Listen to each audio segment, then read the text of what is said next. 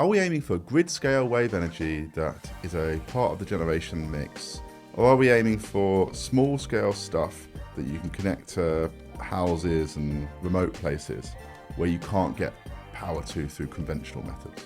The site we've got is about 1.5 kilometres wide. We get 500 billion tonnes of seawater an hour go through that site. It roars through there. Love that. Old wind energy. Yeah, but the estimates are that you could get something in a region of about 10% of the UK's electricity supply out of tides if you use the sites that we know about around the UK at the moment.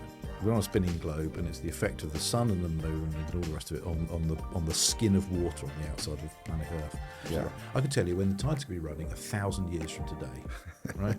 I don't know how much more predictable. That's pretty cool, isn't it?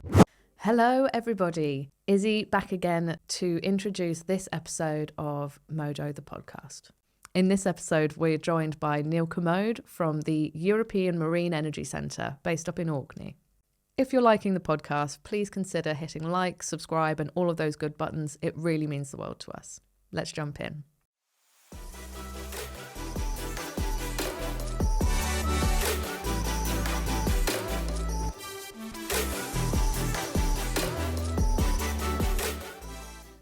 Okay, this is the first person we've had, I think, in the office from Orkney, the island of Orkney. Neil, do you want to talk about that before we get into energy stuff? That's pretty unusual. Well, it's a dangerous thing because we do tend to bore people to death about Orkney because it's such a great place. I moved up there 18 years ago for the job at EMEC, and it's such a buzz. It's just great because there are 22,000 people. We've produced more energy than we've needed from electricity every year from renewables since 2013. Nice. Yeah, so we're already pushing the envelope quite a lot, and it's just great to be part of it. And is there an interconnector to Orkney from the mainland? Yeah, there are two at the moment. Effectively, there's a 275 kV line that goes up the middle of the top of Scotland up to Dounreay, where the nuclear reactors were. And then there's a couple of extension cables basically that run out across the Pentland Firth to Orkney. They're about 2 by 30 megawatts a piece, something like that. Oh, wow. And do you have generation on the island, like fossil? Oh, sorry. Yeah. I know you've got wind and solar, but do you have fossil-fueled legacy generation too? Yeah, we've got a power station, which is a diesel power station that's run by SSE. Wow. And it runs occasionally, so they get through the diesel occasionally. You can see the smoke coming out of the top of it, which is really annoying. How many megawatts is that? It's like a peaking plant size, or is it? No, it was a base load plant, really. So I think it's 25 megawatts or so. They've decommissioned chunks of it over time because originally it was a completely islanded system, and then they put a first cable in about 30 meg, and they'd run it occasionally, and they put the second cable in. Yeah. Now they run it very, very occasionally. But we had a power outage or a cable outage the other year. Had to bring it back online again. I guess that's a lot of diesel. It is, and the thing that's going to be going on soon is the scale of renewables that are in now and are planned to go in as well means that there's a 220 megawatt, I think it is, further link due to be going in, and we're waiting for an announcement imminently from Ofgem and SSE about when that's going in. But very exciting. Yeah. I rate island life in general. I think it's a big move, a big bold move, unless you're an islander and you're born there, for people to move to these places like the Channel Islands or the Scottish Islands or whatever. I think I fancy it though one day. You know everybody. Yeah. I guess, can you still get all the stuff that you can get on the mainland? Yeah, pretty much. I mean, Screwfix deliver there, so you're sorted, aren't you? Can you get Amazon Prime? Oh, I don't know. I haven't gone that far. But yeah, I'm sure you can. Yeah, Okay. It's B&Q don't deliver for some reason, which is really weird. As long as you can get Prime, I'm there. Anyway, we're not here to talk about Orkney, even though we probably could for a whole episode. We're here to talk about marine stuff. So we are here to talk about energy and the work that you do in energy, and specifically in the marine world. Yeah. Big, salty places, which are quite difficult to build stuff in, but there's a hell of a lot of energy out there to capture. So, Neil, would you mind, before we get started, just talk about what EMEC is and how long you've been there and what they work on? Okay, so EMEC is the European Marine Energy Centre. We were set up in 2003, so technically it's our 20th birthday this year. Happy birthday. Thank you very much indeed. We were set up initially to work on wave energy, and then subsequently we extended to work on tidal energy. And I joined the company in 2005 when we were just starting to put the infrastructure in for tidal. So the way the test centre works, which is what EMEC is, it's better phrase that. EMEC's a test centre for wave and tidal energy machines, and we've got infrastructure which allow people to test their machines. So basically, cables that run out into the sea to where there are big waves or big tides, and people bring their machines along and plug them on the end of our cables. The energy flows through our cables into our substation and then into the grid. Okay, so it's European Centre for Marine Energy stuff, and you've got your own infrastructure. And if I build a new tidal wave energy thing that I want to test out, I can come up to your island and plug it in and see how it gets on in the sea. Effectively, yes. Yeah, but you've got to be pretty organised in what you're doing. So this stuff is basically on the edge of the grid. So we are grid scale machines. These are couple of megawatt machines that we're plugging in. But we've also got some scale sites which allow you to have your idea that's at sort of large prototype scale. Okay. And so you can put things in at sort of tens of kilowatts as well on some sites, and then go out and graduate into the big stuff. How do we want to do this? Because tidal and wave sound very similar, but I bet they're very, very different. So the basics from a Birmingham boy who lives a long way from the sea, right? So how do we do this? Should we start with tidal? What was the first one? Well, we started with wave. Let's start with wave. Okay. Then let's talk about that. So what is what's wave energy? Yeah. Okay. I've got an idea, but yeah. So wave energy is basically old wind energy, and what happens is the wind blows across the sea. And as it does so, it roughens the surface of the sea, and eventually those roughness bits join into waves. And those waves come downwind, and effectively Love that old wind energy. Yeah, it's so Second pressing. Yeah, and that's quite useful because often wave energy turns up a few days after wind. So there's a degree of smear that goes on as well. And the other thing is that we capture the wind that happened out in the mid-Atlantic. So it doesn't have to be the wind that's happening here. It's the wind that happened over there some time ago, and it comes here in a big storage lump called a wave. Now those lumps can be pretty big. With the biggest waves we've had on our site being measured at 18 metres high. Wow. So that's slopping in the second floor of most buildings. You know, it's a big wave. So how do you measure this stuff? I know you said 18 meters. That's kind of how high the wave is. But I imagine there's a load of stuff under the surface as well. So how do we think about, before we get into what the techniques to capture this energy are, how do we think about this type of energy? Yeah. Okay. So what you see on the wave is just the visible bit clearly, but there's stuff going on, as you say, underneath. And effectively, the particles of water move in a circular motion. Mm-hmm. So the waves hand their energy on from molecule to molecule. The molecules don't move themselves.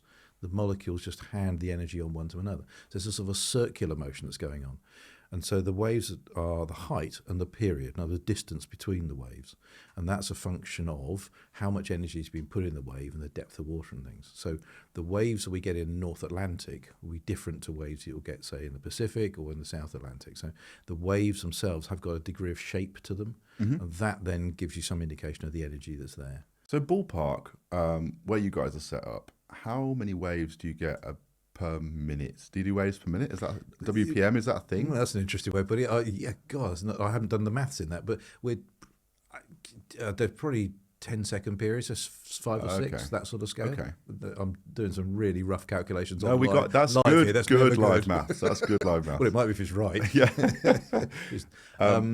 So yeah, and the waves themselves, they've obviously I said 18 is our highest, but most of them the average in sort of the 3 to 4 meter mark. So every 10 seconds or so, you're getting a 3 or 4 meter wave coming into Orkney, hitting the island, and we want to capture that energy somehow. Yeah. And it comes in circles.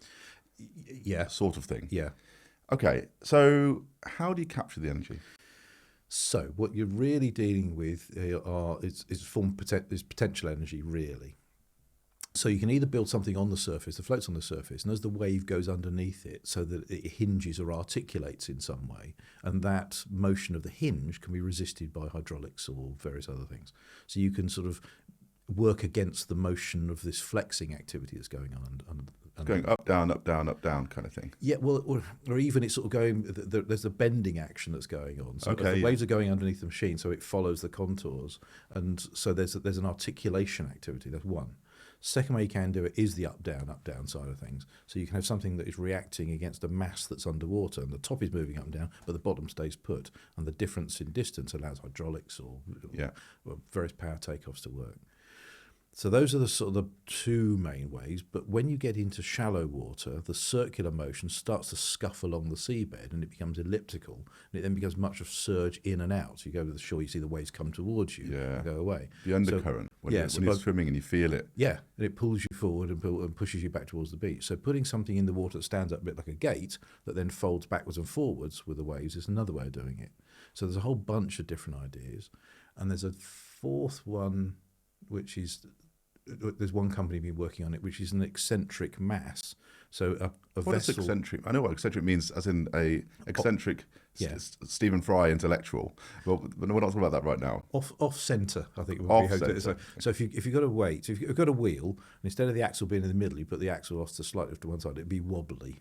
Okay. Yeah. So you can imagine that wheel. If it was heavy, and it was in the hull of a vessel, the vessel will go over the wave, and as it's pointing uphill, the wobbly bit wants to go, the heavy bit wants to go to the back. Okay, and as it goes over the wave, it wants to go to the front. So you can imagine you could end up with a procession of this off-centre wheel turning, and there's a machine just wobbling around. Yeah, that's another way of doing it. So there's a bunch of different ways where to get the energy out of the sea, but at the moment they're not all proven, and it's still very much an R&D space in that. Okay. And which one is most of the time and effort going into? Like if you think about, for example, most technologies, there are a number of ways you can do it, but there's one or two that most of the money goes into. Well, how does that look in the world of waves? It's still really wide open.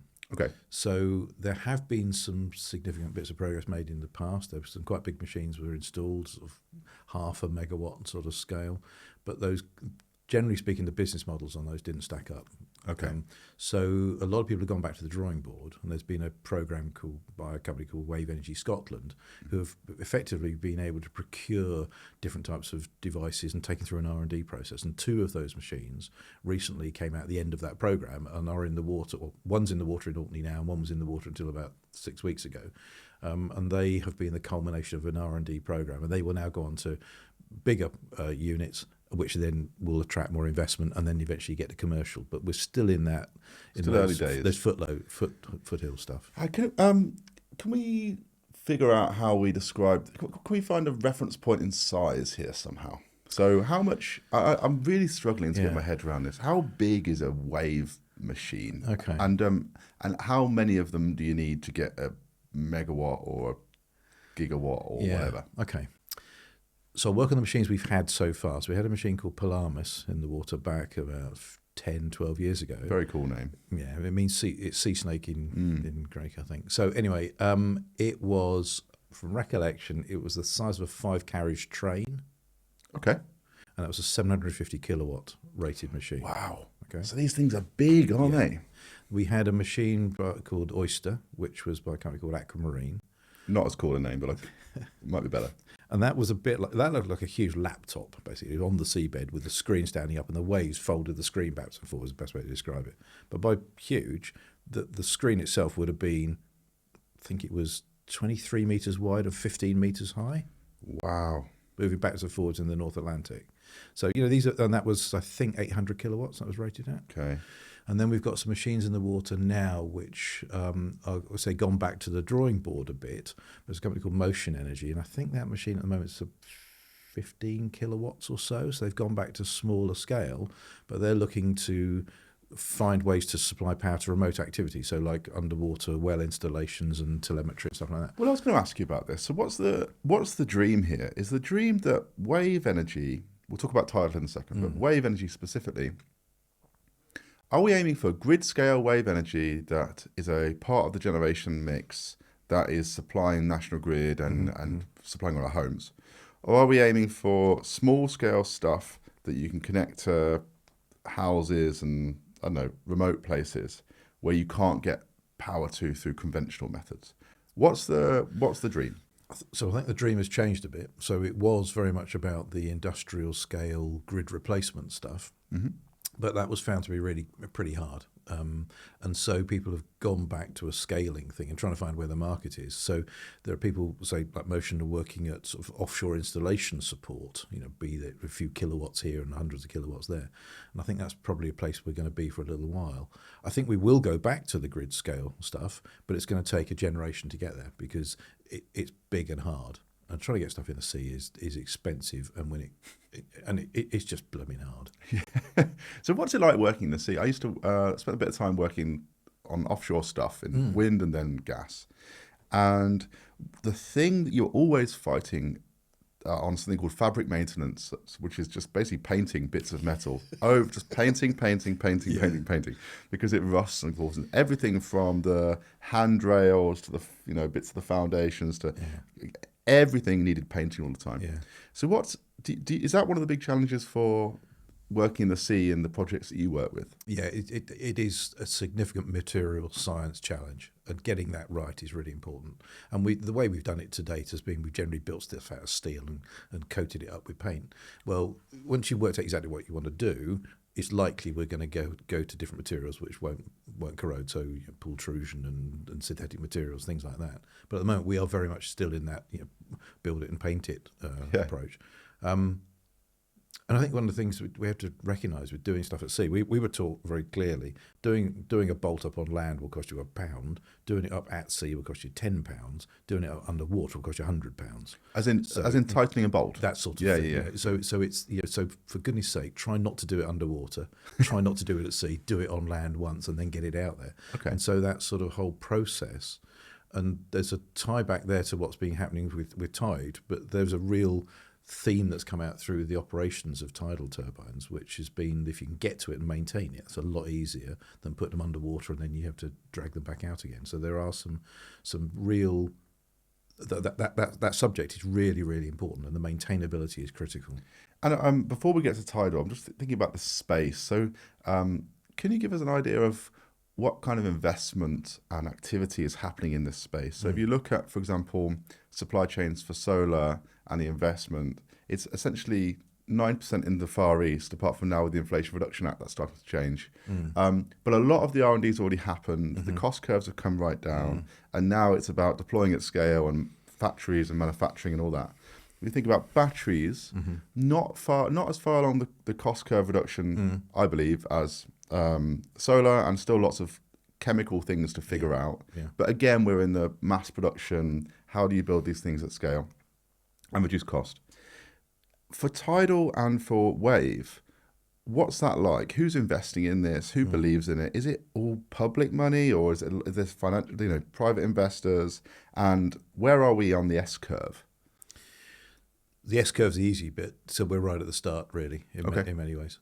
We're further along the curve with tidal, but we're still in very early stages. And like for numbers, simple numbers, there have been, my site has had more machines on it than any other site anywhere in the world. We've had 35 machines, right? How many solar panels did somebody put out last year? Billions. Yes. Yeah. So we're a long way short on the curve. So we haven't had the opportunities of that degree of repetition and that systemization, and we haven't really got to the point where we've focused in on that's the one that really works. That's what we do. Okay, everybody, that's what we're doing. So we're still in sort of the bit of frontier land at the moment about that. Who's investing in it? Yes, it has mainly been governments, but we have seen quite significant investments by others coming in. So, for example, one of the tidal machines that we've got up at the moment, they did a big abundance crowd raise. So there was a lot of social interest in making that work. And I think it was the largest crowd raise that Abundance had done. That was like £6 million or something. Okay. So there's public interest in it. But we've also seen that there's a degree of supply chain interest going on as well, where we're getting people starting to realise that, hang on, we could put those machines out, we could do that.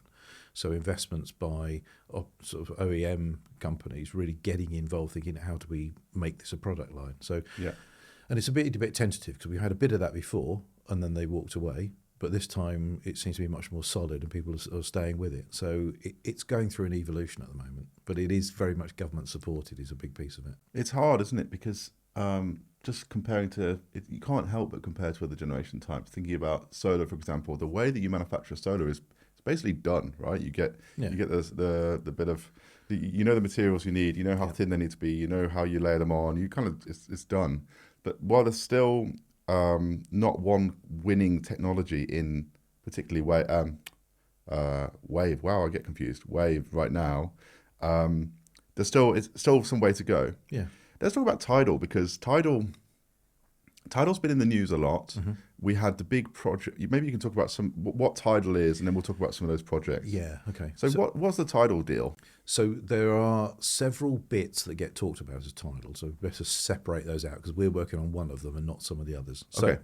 the stuff we're working on is, I'll get shot for saying this because they don't like me saying it, but it's a bit like underwater wind. Right? Okay. It passes through, it causes something to turn, and what you don't use just ends up over there. It just Okay. washes through the site. There are other ways of taking energy out of the tides. So you can do something they did in France, at Lawrence, and something done in Annapolis Royal in Canada, which is called building a barrage, where you find a local area. The Severn has been talked about since the 1830s, about building a dam across it. When the tide comes in, you let the water flood the upstream area, and then when it's high water, you stop the dam. The tide goes out outside, and then you've got the water held inside, and you let it go, and it runs A through. bit like pumped hydro, but Exactly. where It's the salty. tide does the work. Exactly that. Yeah. And that's been happening. There's an example of that at Elling in Southampton, and the foundations for that are Saxon. Right, so we've done it for a while. It's been around, okay? But that's not really where it's going at the moment because it's quite difficult to find the right site, and it's disruptive to the sites as well. Oh, the planning. I mean, getting planning permission for something like that Yeah. would just be, yeah. It's very difficult. So it is a thing, and things like the Severn barrage have been talked about for a lot of years, and it could be a really big chunk of power if we want to do it. But that's not the space I'm in. I'm just going to leave that one over there because other people are going to get on with that probably, maybe one day. The other way you can do it is if you Sorry, can't. that's called a Barrage. Barrage, yeah. And there's good examples. Lawrence in France that's been working since the 1970s, I think, and it paid itself back years ago. And it works, right? Okay. But you've got to find the right site. The other way you can do it is you can create tidal lagoons, which is basically you don't find a convenient bit of river outlet, but you can actually build the whole thing yourself. So you build a sort of a ring of a dam in the sea, and you allow that to fill up, and then you let the water drain out. That, once again, same sort of process, but doesn't involve changing the way the water moves around the coast of some inlet somewhere. So that's another way you can do it. But the main focus of attention at the moment is on the stuff I was talking about at the start, which is tidal stream energy. So like the underwater wind turbines. So barrage, lagoon, and stream. They're the three options we've got. Okay. Absolutely right. So we're working on the stream side of things. Now, you've got a couple of choices there as well, in that you can either effectively hang your wind turbine from the underside of a floating vessel or plant it in the seabed as it sticks up into the water column. Okay. Those are your two choices. And then you can play with different types of wind turbine or turbines at either a horizontal axis or vertical axis or a whole load of stuff. But at the moment, most of the people are centering on, well, the two people who have got turbines on my site at the moment have both gone for floating turbines with the floating structure with the turbine underneath hanging down into the water column. So it's a And sort of floating like wind turbine, but turned 180 upside down. pretty much. That's Okay. the sort of thing. So the structures are less of a sort of a triangular things you're seeing with the with wind. They're more hull shapes. So one looks a bit like a boat, one looks a bit like a submarine. Those are the two that are on there. We've had some real progress made. Particularly, there's a company called Orbital Marine Power who are on site at the moment, and they have been generating for about a year and a half, I think. Well, they just take the machine off on Saturday, but they're to do some maintenance. But they've generated really well and extensively, and that's been really good. How big are these machines in both size, so physical space, and in kilowatts or megawatts? Electrical capacity around about a megawatt to 2 megawatts. So we've got one machine which is 1.5 megawatts, another one's got two 1 megawatt rotors on it. So in total, the machine's 2 megawatts. I think I saw a photo of that one. It looks a bit like a helicopter thing, but turned upside down. Yeah, or it's often been likened a bit to some of the bits out of Star Wars, some of the X-Fighters. Yeah. So this is basically a tube. I think it's 74 meters in length, and the tube has then got a pair of wings on either side, and on the ends of the wing is the rotor system, the nacelle, and they can lower this into the water, and it turns as the water passes the machine, and it's sort of tied in on moorings at the front and the back. What about the fish? Because I think in wind turbines we worry a lot about birds and bats, but we've got the same problem just underwater. Yeah. What do the fish think about all this? Well, we've not interviewed any, so we're not. I can't give you what they think, but I'll tell you how they behave. Yeah. So you don't tend to find fish in those areas in the very strong tides. So the camera systems we've got underwater on some of the turbines show what seems to happen, and that is that when the tides come and go, when the tide's in, it stops and turns around and goes back the other way. That period is called slack water.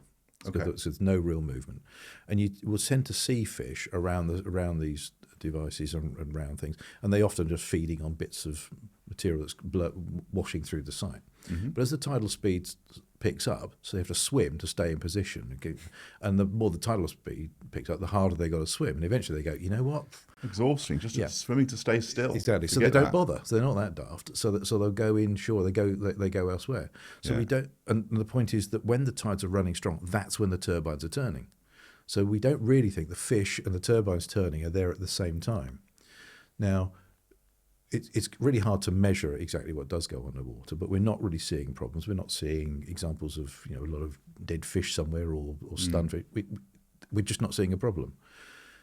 But it's not just fish; it's things like seals and whales and basking sharks and other animals as well. But we're looking really closely at this. We've done a whole lot of modelling and monitoring.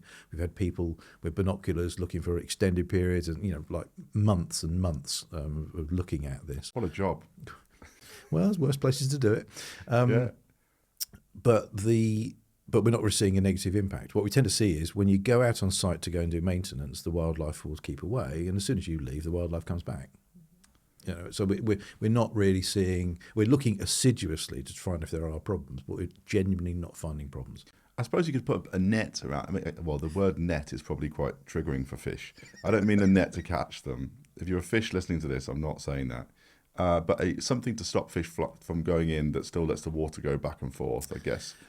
There's probably a cost to that, though, on and efficiency. And there's other stuff. There's debris, there's weed, there's bits of rope and all sorts of stuff in the water, so that it would just clog up with that. So, no. Oh, right. Okay, so you can't. Okay. No, you wouldn't do that. So you leave it open. And the other thing is that the turbines are not confined. Now, if you put them in a duct, there's then an edge where the turbine and the blade would be close to each other, and there's a sort of like a cutting action. Oh, but they don't. Yeah. These the are meat grinder, the fish meat grinder. So they're quite fairly small machines as well. Yeah. The other thing is that the blades are about 10 meters long, and they're turning at about 15 revolutions a minute. So they're comparatively slow move. Our tip speeds are quite high, but given the density of the water and the fact that most animals are of a similar density to water, anything would just get washed around largely. And the other thing is that animals have a habit of avoiding things that they don't know or are cautious about. So we genuinely haven't found a problem with anything that's going on so far. But we're going to keep looking, because you put more and more of these machines in the water, there may be an edge effect, we discover. But we haven't found one yet, and we have been looking really hard. I mean, I spent 20 years scuba diving. That was my thing. Okay. That's why I got involved in tidal energy, because I'm passionate about the marine environment. So I wouldn't be in this if I thought we were going to be caught. Yeah, I'd imagine pretty much everybody is who's involved in this thing. Yeah. And I'd imagine that a lot of the other infrastructure, so putting cables on a seabed and getting power to shore, that's all pretty standard stuff, isn't it? We do that in offshore wind, we do it in offshore oil and gas. But I guess if you've got something floating around, that's going to move a cable around a lot. Yeah, right, there's a lot of bits in there. So when we started, there wasn't even floating offshore wind. So we were very much pioneering where this was going. And one of the concerns was, if you put the cables on the seabed, our seabed has no sediment on it, because the water speed is so high, it just scours the site of sediment. So it's pretty clean. The site we've got is about 1.5 kilometres wide. We get 500 million tonnes of seawater an hour go through that site. It roars through there. It goes through at about 8 knots or 4 meters a second. So it's a really intense energy source. So laying cables in that was a real unknown. How's this going to behave? Oh, right. Yeah. We were worried about, are they going to strum or vibrate, or how they're going to. So the cables sort of sneak out into the tide. They don't go right angles to the tide. They sort of ease out into the tide to make sure we don't end up with those effects. But the question, and we've used those cables to help people get their first machines in. So the next stage is, how do you get 2 machines in, or 3 or 5 or 10? And how do you cable those together? Do you daisy chain them together? Do you have radial cables that go back to a central hub? There's a lot of stuff we've got to work out here yet. And so that's the stage we're going through now, where the single machines have proved themselves. Can we get energy out of the tides? Yes, tick, got that one, right. How do you get more machines in? How do you do it more reliably? and how do you maintain this stuff? Now, if you've got 20, how do you get the one out of the middle if you need to go and repair it or something? And there's a lot of stuff still to work through. And how much does all this cost? So I know we've got a long way to go on the cost side, and I feel a bit naughty asking this question when we have folks on this podcast who are from new technologies, because the whole point is that you get the cost down. Yeah, clearly. But that doesn't mean I can't ask the question. So No, sir. right now, where are we at with costs Yeah. on both tidal and wave energy? Okay, so tidal is the more mature and is making more progress and is sort of coming out of R&D, is starting to move towards the market. So we're pleased to see that the means by which these technologies are supported is through some government finance, part of the Contracts for Difference process, which is the system that operates in the UK for providing support for low carbon technologies. And a pot was carved out within that last one for tidal energy, and there was an agreed price of up to £212 a megawatt hour, which is expensive compared with It's toppy. which understandable. In fact, the prices came in at about £178 a megawatt hour. Oh, wow. So Okay. that was better. And there's another round which just closed a few days ago, and there'll be the announcements of the prices for that will get made in a few months' time, I expect.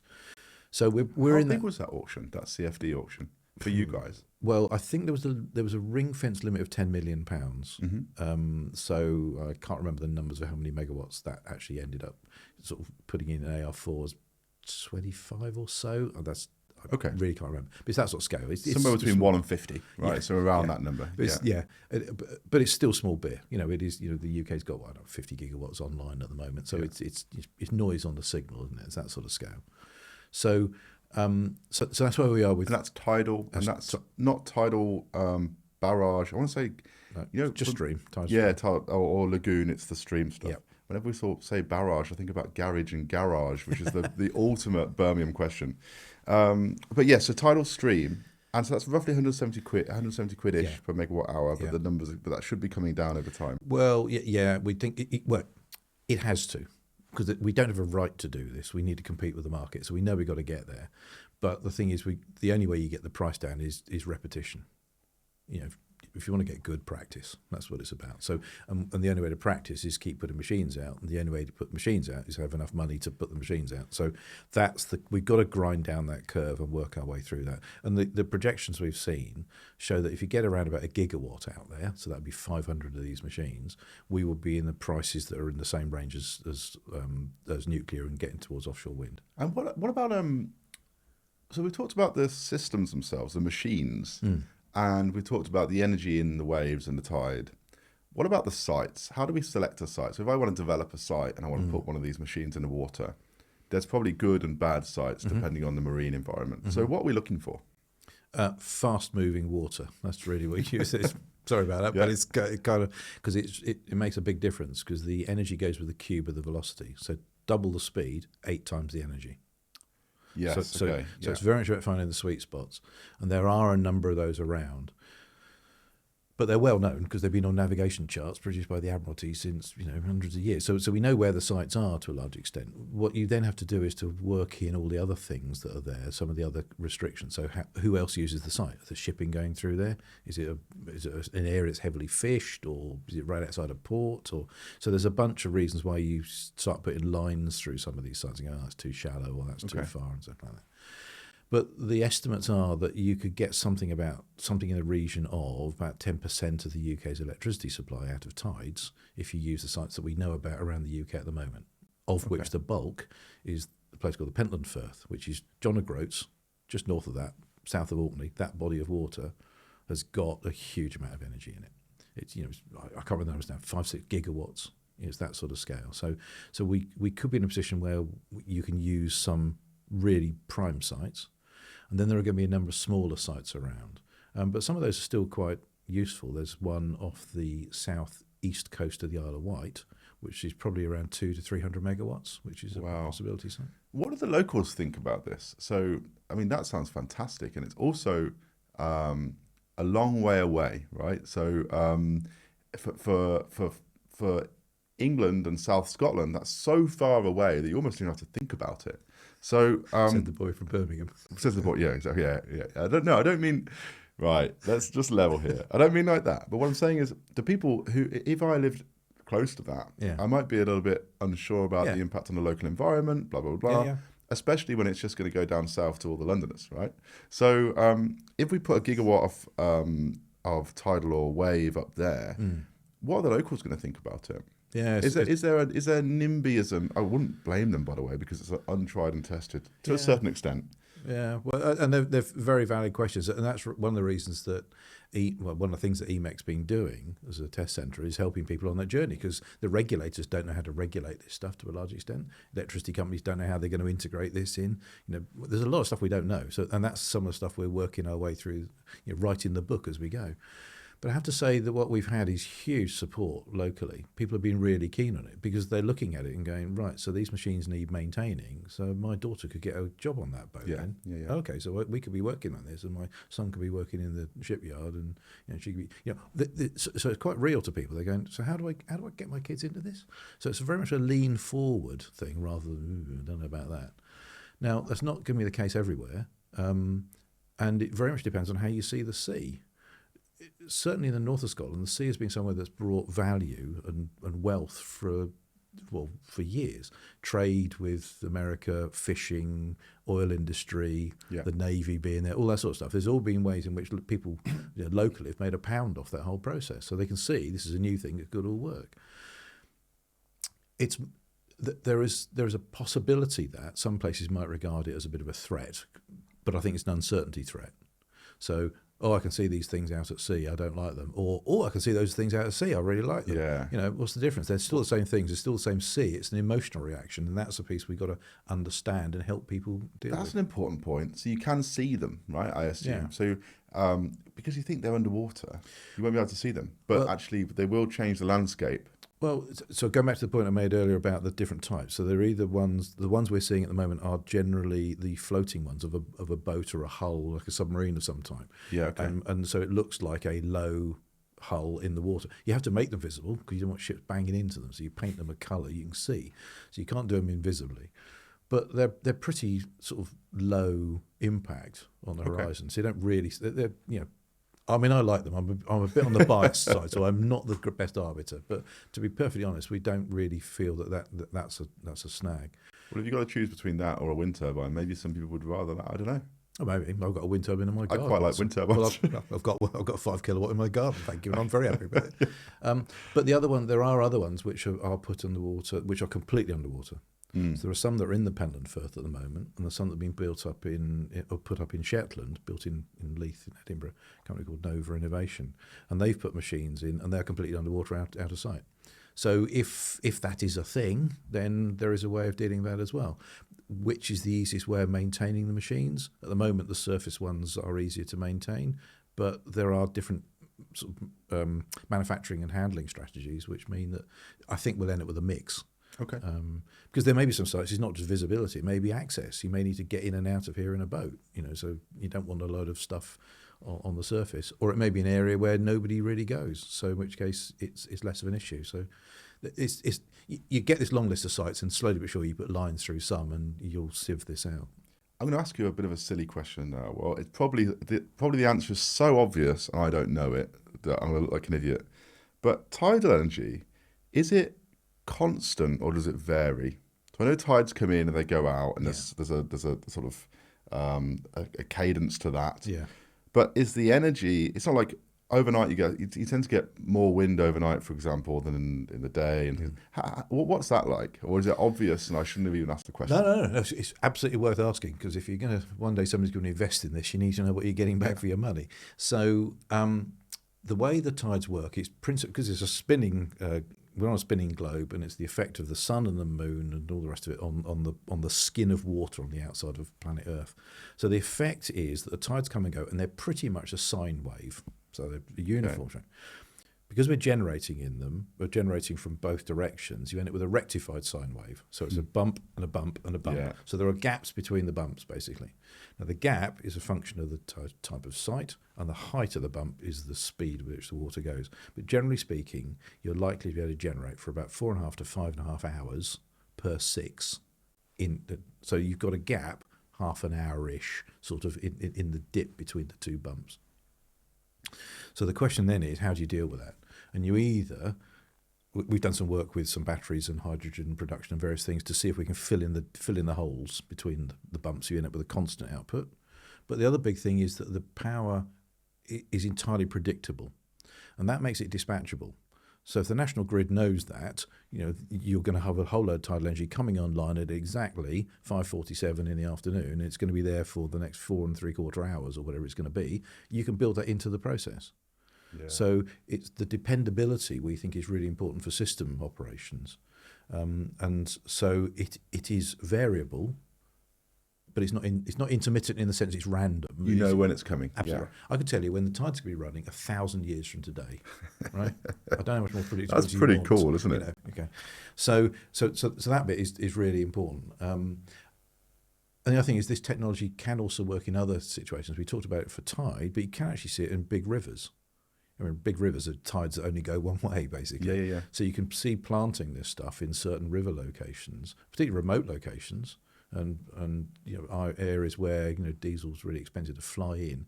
There are other applications of this as well. So we think the market hasn't yet settled on whether it's going to be big grid or a lot of remote community stuff or where that's all going to go, but they all seem open at the moment.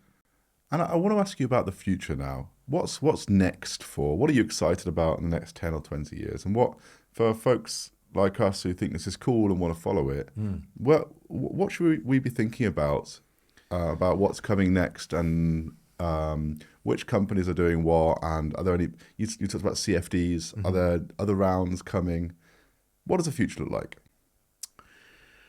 Ooh, right. So we're on single machines at the moment. We're going to go to multiple machines. That's going to be the big jump that's going to happen. And so the next round of the CFD and whatever, we're on AR5 now, and it's going to be AR6 in a year or so. So there are going to be more rounds there. So that's going to be interesting to see how they all fit together. We're going to see the reliability of these machines go up. So the maintenance interventions will be less frequent, and we're going to see some really good hours on the clock on these machines. We're already in gigawatt hours of being produced from this stuff. So we're going to see more of that, which is really exciting.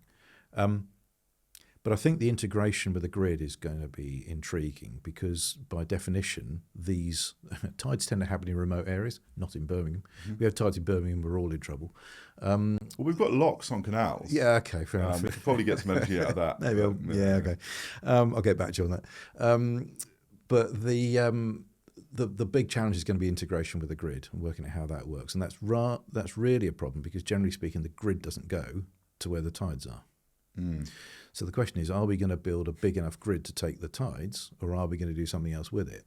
And some of the stuff we've been doing in Orkney, I'm really excited about, and that's about taking some tidal energy, spilling the stuff we can't send to the grid, and spilling it into electrolysis. And then we've been working on options with what we can do with that hydrogen. So we're working with a combined heat and power unit at the airport to put electricity into the airport to deal with their peak lopping, basically their demand, and then heat into the airport terminal. One thing's going on. We've done some stuff with it's tidal energy to hydrogen electrolyzer to hydrogen to CHP to heat. Yeah, to heat and also electricity. So okay. It's the combined heat and power part. So that's one thing we've done. We have done some stuff with hydrogen in vehicles. But to be perfectly honest, we don't see that's going to go anywhere because, frankly, batteries have eaten that. So that's going to be direct electrification. And we've got a lot of electric vehicles in Orkney at the moment. So that's going to continue. But other things with hydrogen, we've put it into people using it for aviation, in fuel cells in aircraft to make the electricity to run electric motors in the aircraft. We've supplied some hydrogen to Rolls-Royce to put into gas turbines to see how they get on with that. But the thing that really excites me is the manufacture of synthetic fuels from hydrogen. And if we take the carbon out of the atmosphere, using direct air capture, using the renewable energy we got, we use the electrolysis to make the hydrogen, and combining those two and then making synthetic fuels, it is not an energy efficient thing to do, but it could be an effective thing to do if we need these fuels. Now, I believe we're going to need them for aviation. And the point is, if you do that, you don't need the grid. So you can build a smaller grid to the coast where the tides are. So it's going to be thesis. You get power, electricity from the tide. Yep. You then run the hydrogen. Then you run a process to take carbon out of the air Yep. and mix it with the hydrogen and create long chain hydrocarbons. And then you put that in an electric vehicle thing and with a wagon on the back and send it to the airport. And then it goes into the planes and then you fly the planes off that. Yes. Okay. And you can clearly see all the losses all the way through that process. I'm an engineer. Yeah. You see the numbers draining. Yeah. But the point is, if we are going to continue to aviate, and I think we will, the only way you can really do that, in my opinion, is doing it with kerosene. Mm. The question is, where do you get the kerosene from? Do you get it out of the ground and promise to plant some trees? Or do you make the kerosene from carbon you took out of the atmosphere? We should get, one of the people we need to get on this podcast is an aviation person to figure out what the future of aviation looks like. Because I don't actually know. I've seen I know Michael's ladder and all that, and there's some cases for ammonia, and I know there's lots of research and development happening, but I don't understand it fully. So maybe we'll do that. There is a lot going on. The UK is doing quite a lot. There's a future fuels challenge that's going on at the moment. There's a whole lot of things. There is sustainable aviation fuel policies and stuff like that. And there's a lot going on in that space. And I think it's really worth examining and sieving it apart, because some of the stuff I worry about sometimes is that we're talking about, we'll just plant a load of crops and we'll sequester the carbon that way. But you go, we've got 9 billion people to feed as well. So I think we need that sensible discussion to actually and tease it out and go, that doesn't work though, does it? Look, here's the maths. There you go. Well, show me how that works. I genuinely believe, I'm a civil engineer by training, so I like it. Concrete's my thing generally, so not aviation, but just looking at the maths, it looks to me as though we're really going to struggle to do the long distance stuff unless we're doing it with kerosenes, and that's what we've chosen. And frankly, there's nothing more energy dense than kerosene. That's where we're going to have to go. And the question is whether we are going to be we're willing to pay enough to do it the way I'm suggesting, or whether we're going to do it on the fossil fuel route and promise to sort the problem out later. And we'll find out. Yeah. Now I want to ask you, I can't believe we haven't done any puns in this discussion. There's so many wave puns and tide puns and turn of phrase we could have used, but never mind. Maybe, Izzy, can we edit some in later? All right, two last questions. Number one, is there anything you'd like to plug? Anything you're working on or that you think our listeners should know about? This is your chance. Okay, thank you. We think we can take the learning we've had from running a test centre, which allow people to get their machines up and try them out in full-scale conditions. We think there's scope to do that for floating offshore wind. Okay. Because there's a lot to work out in floating offshore wind. A lot. We know the basic technology, but we're going for much bigger turbines in really aggressive conditions. And I hope nobody thinks they know it all at the moment, because if they do, I would worry. So we think there's scope to do exactly that for a site where you can put in a number of 20 megawatt turbines and run them and learn stuff. And we think that's going to be really important, because from an investment point of view, somebody's going to have to do due diligence on these proposals at some stage. And if you've not put one of these machines up in the waters that you're going to be going into later, that's going to be a long and detailed argument. And we think you guys have got some scars already. So we need to get the floating wind people and the marine people together for one big party and share some learnings. That'd be a good idea. Plenty of no sharp objects in the room, but I'm sure we'll make it work. But it does feel as though there's a thing there, and that's something we're looking to try and do at the moment. And so what I'm interested in is if people have got floating wind concepts and they want to say we need to try this out, then come and talk to us, because we really believe there is a safe space where people need to be able to be honest about the challenges that they're worrying about. And they can fly up to visit beautiful Orkney as well and see the 22,000 people there doing our thing. And the last question is a bit more tricky. So what's your contrarian view? You've probably got a few, but what's the thing that you believe that not everybody else does? And how does that fit within the energy transition and the big picture? We've built an awful lot of crap housing for a lot of years, and we've got to stop doing that. Yeah, we are wasting so much energy on our housing, and the view, once again, coming from a construction background, is I think we've got to get to a point where we go, you know what, some of this stuff, we're just going to take it down and do it properly. I know we did it back then in the 70s and 80s and thought it was great, but you know what?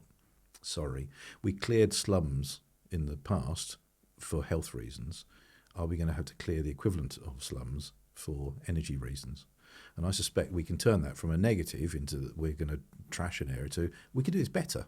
You know, we can live in better houses and live more comfortable lives and spend less money on doing it, which kind of sort of works for me. But I suspect there's a need for us to do that. And we over-focus on the retrofit stuff, and sometimes we need to draw a line and go, yeah, I could retrofit it, but sometimes you go, really? Sorry.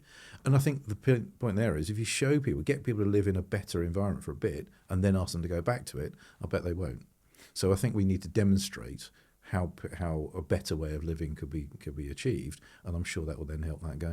Incredible. We haven't had that before. So better housing, which is better for the environment and also better for people to live in.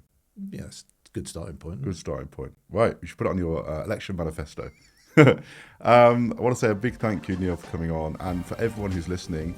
If you want to get in touch with Neil and the team, how do we do that? Easy website, all the W's, .emec, so emec.org.uk. Awesome. And it's been a delight talking to you. There's so much stuff to go through here in tidal and wave and how this all fits together. And for anyone who's listening, do let us know what you think of in the comments. Of course, hit subscribe. It means a lot to us, and we'll see you next week. Thank you. Thank you.